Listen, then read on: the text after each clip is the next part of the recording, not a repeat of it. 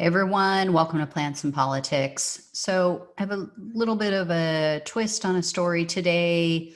There's a young man who needs our help. And so I started a GoFundMe page for him. So I'm just going to let you know up front. I'm going to drop the link in the description box. And it would really be great if you could help and share the information. This should not be happening in our country. It is absolutely abhorrent that we have such a thing as medical bankruptcy in the so-called greatest country on earth.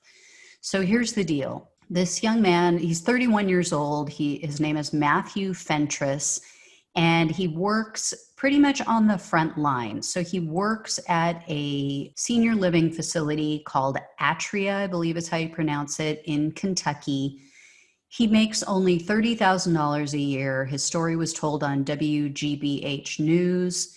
He, at the age of 25, passed out at work. They didn't know what was wrong with him. They had to put him in a medically induced coma, and he required surgery, which left him in just a huge amount of debt, which resulted in him having to file for bankruptcy. Again, should not be happening in our country. So he was diagnosed with cardiomyopathy, and he required an additional procedure. Basically, he felt like he was going to die, is how he described it. He was having heart fluttering and just did not feel well. And so his doctor recommended that he undergo an ablation procedure. And he ended up with an additional medical bill of over $7,000. He only makes $30,000 per year. So even just the payments that the hospital and the medical team want are too much for him to handle. I don't know. I just feel like if we can all come together, I mean, even $5, if everybody just puts in $5, it would really help and build up. I mean, even if we can just wipe out half of it for this guy, I think it would be such a relief to him, who needs to deal with the stress of bills and knowing that your future is ruined. I mean, when you file for bankruptcy, you're done for quite a few years. So it doesn't matter what happens, what else happens in his life. His credit is destroyed for a long, long time. And it's really going to harm him. And just the trying to pay those bills off. I mean, it's going to be so hard for him to get ahead. No millennials. I mean, no one in this country should be dealing with this, but millennials have been hit so hard between the 2008 financial crisis and then now this.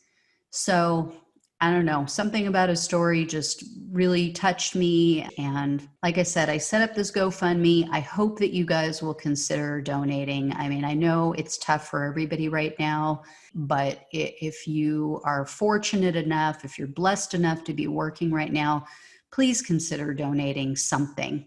Thank you guys so much. And on the GoFundMe page, you'll find the link also to the original news story about this young man, about Matthew. So again, please consider. I appreciate you guys listening, appreciate your time. Let's get the establishment out of Congress. Let's just take down the freaking establishment. They are the ones on both sides of the aisle, Republican and Democrat, who are the cause of things like this. They truly are. If we didn't have people in positions of power who are beholden to big pharma and insurance corporations, this wouldn't be happening.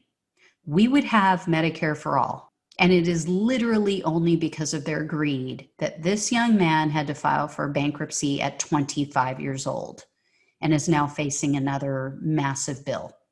This doesn't happen in other countries. People think it's insane.